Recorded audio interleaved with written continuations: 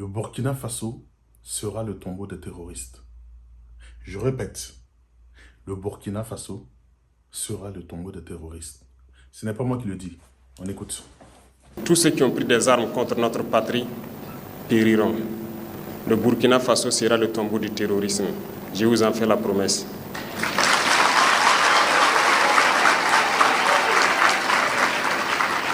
Nous ferons en sorte que nous poursuivons l'équipement, la formation et le recrutement de la jeunesse burkinabé pour défendre notre patrie et que nous puissions ramener le développement tant espéré au Burkina Faso pour le bonheur donc de nos populations.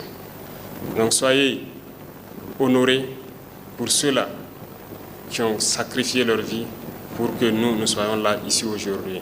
Et continuez de prier pour tous ceux qui continuent de se battre pour que notre patrie demeure. C'est une guerre qui nous est imposée. Nous n'avons pas le choix que de nous battre. Et c'est ce que nous faisons. Aujourd'hui, plus que jamais, nous avons l'initiative sur le terrain et nous vengeons de jour en jour tous ceux qui, depuis 2015, ont perdu la vie dans ce combat. Ok. Alors, chers amis, pour ceux qui ne le savent pas, depuis 2015, le terrorisme sévit au Burkina Faso. Alors, il y a eu une succession de présidents.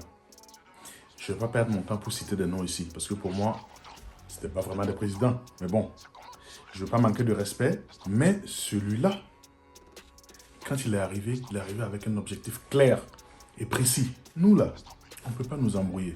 Nous savons pourquoi nous nous battons. Les pupilles de la nation. J'adore ce nom qu'Ibrahim Traoré a donné aux veuves et aux orphelins.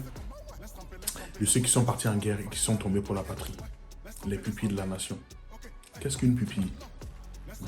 Je sais ce que c'est. On n'y touche pas. Alors, si tu es veuve ou si tu es orphelin, t'inquiète pas, il a déjà tout géré. Déjà, il y aura un quota pour les femmes dans les administrations quand tu arrives et dans ton CV, il y a écrit veuve d'un combattant qui est allé en guerre. Sache que pour toi, ça sent déjà bon. Les enfants seront à l'internat. Il va s'occuper d'eux. Ok. On l'écoute, c'est mieux. Comme je l'ai dit déjà, on fait petit à petit à travers le ministère de la Justice. Vous suivez un peu. Ils étudient les dossiers et on classifie les gens donc dans la liste des pupilles de la nation. Mais en plus de tout ça, il y a beaucoup de choses qui sont prévues parce qu'il est prévu de construire des écoles Karma pour les pupilles de la nation, pour les prendre en charge. Et que ce soit entièrement gratuit, toutes les commodités qu'il faut. S'ils veulent être internés, qu'ils puissent être internés. Pour ceux qui ne veulent pas être internés, qui veulent aller et revenir, en tout cas, on mettra tout en œuvre. Et pas seulement qu'ils soient eux seuls entre eux, d'autres personnes pourraient intégrer, mais les écoles seront destinées aux pupilles de la nation. Et en plus de tout ça, il s'agit de faire l'école, certes, mais il faut les suivre et pouvoir les intégrer. Donc beaucoup de données ont déjà été colmatées et nous avons, je dirais, un itinéraire technique pour les pupilles. Parce que, quoi qu'on dise, si quelqu'un s'est sacrifié pour la patrie, on ne peut pas laisser son enfant comme ça. Donc beaucoup de mesures ont été prises, en plus de les scolariser, de les permettre d'aller tranquillement à l'école.